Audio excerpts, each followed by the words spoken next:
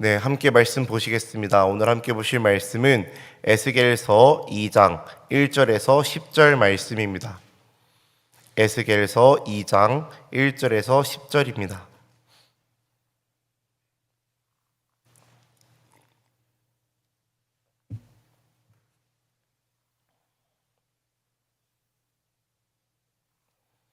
에스겔서 2장 1절에서 10절 말씀을 제가 한 절, 그리고 성도님들이 한 절 교독하여 읽은 후에 마지막 절은 다 함께 읽도록 하겠습니다. 제가 먼저 읽겠습니다. 그가 내게 이르시되 인자야 내 발로 일어서라 내가 내게 말하리라 하시며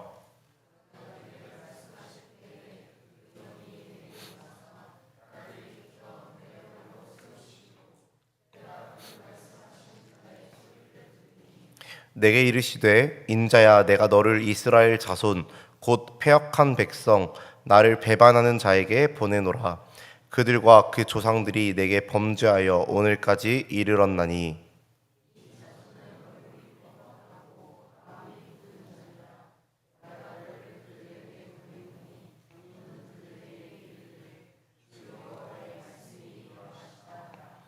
그들은 패역한 족속이라 그들이 듣든지 아니 듣든지 그들 가운데 선지자가 있음을 알지니라.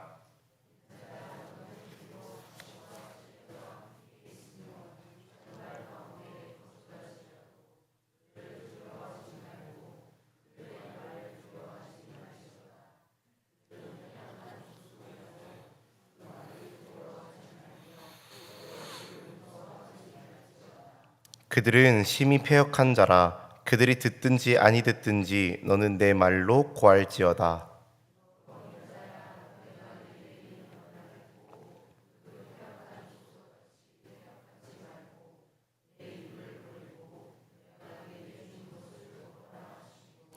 내가 보니 보라 한 손이 나를 향하여 펴지고 보라 그 안에 두루마리 책이 있더라. 함께 읽습니다. 그가 그것을 내 앞에 펴시니 그 안팎에 글이 있는데 그 위에 애가와 애곡과 재앙의 말이 기록되었더라. 아멘. 네, 이른 새벽 하나님을 예배하기 위해 이 자리 가운데로 나오신 우리 성도님들을 환영하고 축복합니다. 오늘은 사명자로 살아가기 위해라는 제목으로 함께 말씀을 나누고자 합니다. 오늘 본문의 말씀은요, 하나님이 에스겔을 선지자를 부르시는 장면입니다. 제가 이제 그저께 이틀 전 토요일 새벽에 이제 본문 말씀을 통하여서 에스겔이 어떠한 인물이었는지 그 배경을 함께 나누었었습니다. 그리고 이제 그 당일 토요일 묵상 말씀을 보면요, 이제 이 에스겔 선지자가 소명을 부여받기 전에 하나님의 위엄을 보여주시는 그런 일련의 4가지의 연속된 환상을 하나님의 에스겔에게 보여주셨습니다. 그리고 나서 그 환상 뒤에 에스겔을 이제 선지자로 부르시는 장면이 오늘 본문의 말씀인 것입니다. 그렇다면 이제 오늘 본문의 말씀이 어떠한 내용을 담고 있는지 그 말씀을 조금씩 살펴보고자 합니다. 먼저 오늘 본문 말씀 중에서 1절과 2절의 말씀을 제가 다시 한 번 더 읽겠습니다. 그가 내게 이르시되 인자야 내 발로 일어서라 내가 내게 말하리라 하시며 그가 내게 말씀하실 때에 그 영이 내게 임하사 나를 일으켜 내 발로 세우시기로 내가 그 말씀하시는 자의 소리를 들으니. 아멘. 이제 하나님의 에스겔을 부르시는데요, 에스겔에게 먼저 하신 말씀이 뭐냐면은 에스겔아 너가 일어서라 라고 하시면서 이제 에스겔에게 이제 일어설 것을 명령하시는데요, 이 전 말씀이 이제 1장 마지막 절 28절을 보면은 이렇게 이야기하고 있습니다. 그 사방 광채의 모양은 비 오는 날 구름에 있는 무지개 같으니 이는 여호와의 영광의 형상의 모형이라. 내가 보고 엎드려 말씀하시는 이의 음성을 들으니라 라고 말씀하시면서 에스겔의 그 하나님의 찬란한 영광 앞에 엎드려 있는 그 상황이 이제 1장 마지막 절에 끝났었고요. 그렇게 엎드려 있는 에스겔에게 하나님께서 2장 1절 말씀에서 에스겔아 너가 그 나의 영광에 엎드려 있지 말고 이제 일어서라 라고 하나님이 명령하시는 것입니다. 그러면서 에스겔아 너가 일어서라 라고 명령하시면서 2절 말씀에 또 하나님께서 이제 이렇게 이야기하고 계시는데요. 2절 말씀을 보면 하나님께서 그의 영으로 에스겔에게 임하사 엎드려 있는 에스겔을 일으키시고 서게 하셨다라는 것들을 이제 2장 2절 말씀을 통해서 볼 수 있는 것입니다. 다시 1절 말씀에서 하나님께서 에스겔에게 일어서라라고 말씀하시면서 2절 말씀에서는 하나님이 에스겔에게 하나님의 영을 불어넣어 주셔서 그 하나님의 영으로 말미암아 에스겔이 일어설 수 있도록 하셨다라는 것입니다. 에스겔 선지자가 하나님의 일을 감당하기에 앞서서 하나님은요, 하나님의 영을 그에게 보내셔서, 하나님의 성령을 그에게 보내셔서 그 성령의 능력으로 말미암아 서도록 하셨다라는 것입니다. 하나님의 일은요 결코 사람의 힘으로 온전히 감당할 수 없습니다. 물론 어느 정도 사람의 힘으로 감당하고 이뤄낼 수 있겠지만 그 하나님의 일을 우리가 온전히 감당하기 위해서는 사람의 힘으로 할 수 없다라는 것입니다. 하나님의 일, 하나님의 사명은요, 하나님의 영, 성령이 임하였을 때 그 성령의 능력으로 말미암아 우리가 온전히 감당할 수 있다라는 것입니다. 사랑하는 성도 여러분, 하나님의 일을 감당하기 위하여서 성령의 능력을 힘입어야 함을, 우리가 성령의 능력으로 나아가야 함을 기억하시기를 소망합니다. 그렇게 성령의 능력으로 선 에스겔에게 하나님께서 말씀하십니다. 무엇을 말씀하시냐면은 3절부터 5절의 말씀대로 이야기하시는데요. 저희 3절부터 5절의 말씀을 함께 읽도록 하겠습니다. 3절부터 5절 함께 읽습니다. 시작.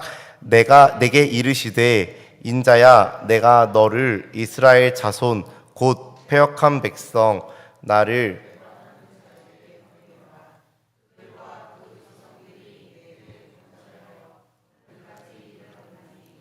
이 자손은 얼굴이 뻔뻔하고 마음이 굳은 자니라.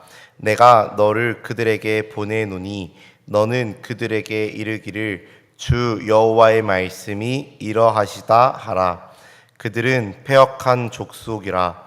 그들이 듣든지 아니 듣든지 그들 가운데 선지자가 있음을 알지니라.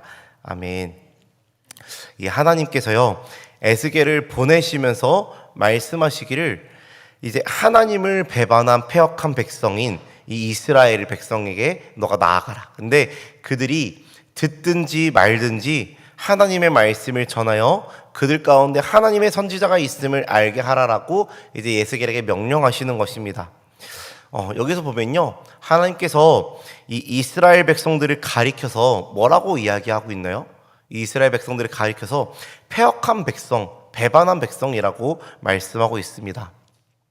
이 말의 원어를 조금 문자적으로 해석하면요, 반역하는 민족들이라는 의미를 가지는데요. 이 표현은요, 하나님과 무관하게 살아가면서 하나님을 대적하는 삶을 고집하는 여러 이방 민족들을 가리키는 표현입니다. 즉, 이스라엘 자손이 하나님의 언약 백성으로 제사장 나라로서 부르심을 받았지만 이제는 그 특권을 상실해버리고 우상을 숭배하는 이방 민족들과 조금도 다를 바 없는 상태로 전락해버리고 말았음을 이제 보여주고 있는 표현인 것입니다. 이제 그런 상태의 이스라엘 백성들을 하나님께서 이야기하시면서 에스겔 선지자에게 너가 이제 여호와의 말씀을 전하라고 하시는 것입니다. 그들이 이러한 상태이기 때문에 그들이 하나님의 그 언약 백성으로서 살아가지 못하고 반역하고 패역한 이 백성이기에 그들이 듣든지 안 듣든지 너는 그들에게 가서 말씀을 전하라고 이야기하시는 것입니다. 에스겔 선지자로 하여금 이 이스라엘 백성들의 반응을 신경 쓰지 말고 그들이 에스겔 선지자의 말을 듣고 눈물을 흘리며 회개하고 기도하고 하나님께로 돌아오는 그런 우리가 생각할 수 있는 결과가 혹 일어나지 않더라도 그것에 실망하지 않고 낭망하지 않고 절망하지 않고 하나님의 말씀에 순종함으로 그저 에스겔은 전하라라고 하나님께서 말씀하고 있는 것입니다. 하나님의 일은요, 내 생각과 어떤 평가의 기준대로 내가 순종하고 말고를, 내가 여기까지만 순종하고 더 하지 않고 내가 혹은 여기서 더 나아갈 것들을 내가 결정하고 정하는 것이 아닙니다. 하나님이 우리에게 전하라라고 말씀하셨다면은 그 결과가 어떠하든지 그저 순종함으로 전하는 것이 우리가 사명자로서 하나님의 부르심을 입은 자로서 가져야 할 모습이다라는 것입니다. 나의 기준으로 보았을 때는 그저 전하기만 하면 안 될 것 같고 뭔가 다른 것을 막 더 해야 될 것 같고 혹은 내가 생각한 결과값이 나오지 않을지라도 정말 그럼에도 불구하고 하나님이 말씀하신 대로 순종하는 것이 우리가 사명을 받은 자로서 하나님의 부르심을 입은 자로서 하나님의 구원을 받은 자로서 우리가 가져야 할 모습이다라는 것입니다. 사랑하는 우리 본 성도 여러분, 하나님 말씀에 있는 그대로 순종하며 살아가는 정말 우리가 하나님의 그 사명자로서 살아갈 때에 하나님이 우리에게 명령하신 그 말씀 그대로 순종하며 끝까지 따르며 나아가는 우리 모든 성도님들이 되시기를 주님의 이름으로 축복합니다. 그런데요, 이 뒤에 이러한 하나님의 일을 감당하기에 있어서 마냥 편안하지 않을 수도 있습니다. 오늘 본문 6절의 말씀에서 이렇게 이야기하고 있습니다. 인자야, 너는 비록 가시와 찔레와 함께 있으며 전갈 가운데 거주할지라도 그들을 두려워하지 말고 그들의 말을 두려워하지 말지어다. 그들은 패역한 족속이라도 그 말을 두려워하지 말며 그 얼굴을 무서워하지 말지어다. 아멘.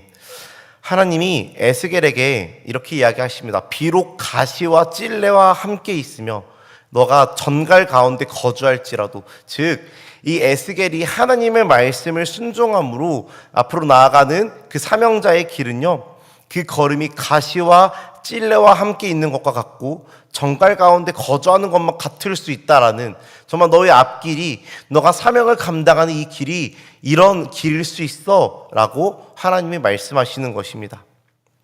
이 말씀은요, 이스라엘 자손이 보일 저항과 반대가 얼마나 극심할 것인지를, 또 그것이 에스겔 선지자를 얼마나 고통스럽게 할 것인지, 그리고 더 나아가서 이 이스라엘의 위협이나 박해가 목숨을 위협할 정도로 얼마나 극심한 것인지를 상징적으로 이 에스겔에게 보여주고 있는 말씀인 것입니다.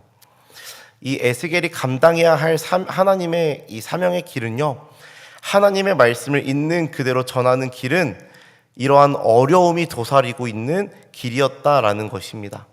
그러한 길을 걸어갈 에스겔에게 하나님이 말씀하십니다. 이 한 절에서만 몇 번을 이야기하시냐면은 4번을 반복하여서 이야기하십니다. 두려워하지 말라, 그 얼굴을 무서워하지 말라라고 하나님이 이 에스겔에게 이야기하시는 것입니다.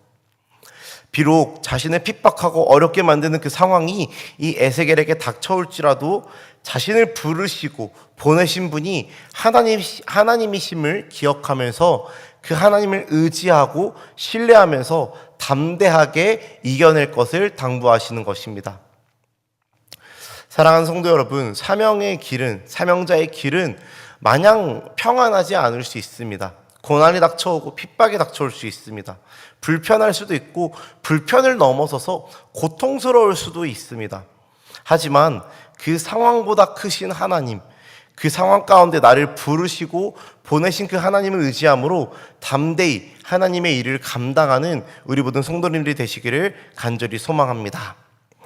이제 말씀을 정리하겠습니다. 저는 오늘 말씀을 두고 이제 3가지를 정리하여 이야기하고자 합니다. 먼저는 하나님의 사명을 온전히 감당하기 위해서는 성령의 능력을 힘입어야 한다라는 것입니다. 우리의 힘과 우리의 능력이 아닌 성령의 능력을 힘입어서 사명을 감당함이 우리가 온전히, 사명자가 온전히 그 일을 감당하는 모습이다라는 것입니다. 또 과정과 혹은 결과 혹은 나의 기분, 나의 어떤 경험과 상관없이 하나님의 일은 온전히 순종함으로 감당해야 한다라는 것입니다. 내가 생각하는 결과가 나오지 않을 수도 있고 내가 기대하는 반응이 나오지 않을 수도 있습니다. 그럼에도 하나님이 우리에게 전하라라고 하셨다면은 계속해서 그 말씀에 순종함으로 정말 전하는 것이 사명자가 감당해야 할 모습이다라는 것입니다. 그리고 마지막으로 그 하나님의 길을 가다 보면은 핍박과 환난과 어려움이 찾아올 때가 있습니다. 그럴 때마다 두려워하지 않고 그 일에 담대히 나아가야 된다라는 것입니다. 왜냐하면 우리를 세우시고 우리를 부르시고 우리를 보내신 분이 하나님이시고 그 하나님이 어떠한 상황보다도 크신 분이시기 때문입니다. 이 자리에 있는 우리 모두는 정말 하나님의 그 구원을 받은 자로서, 하나님의 그 부르심을 받은 자로서, 또 우리가 세상 가운데로 나아가서 이제는 하나님의 부르심을 입은 자로, 이제는 하나님의 보내심을 입은 자로 우리가 사명의 길을 감당해야 할 줄로 믿습니다. 정말 우리의 그러한 걸음 가운데도 정말 어려움들이 있을 수도 있고, 우리의 생각과 다를 수도 있고, 우리의 힘으로 하려고 하면은 결코 하지 못하는 경우들이 있을 것입니다. 우리가 앞으로 살아가면서 그 사명자의 길을 걸어갈 때에 오늘 본문의 부르심처럼 하나님의 능력을 힘입어서 하나님의 일을 감당하고, 또 온전히 있는 그대로 하나님 말씀에 순종하며, 또한 어떠한 어려움과 환난과 핍박 속에서도 담대히 맞서며 나아가는 우리 모든 성도님들의 삶이 되시기를, 또한 하나님의 사명을 감당하며 나아가는 우리 모든 성도님들이 되시기를 주님의 이름으로 축복합니다.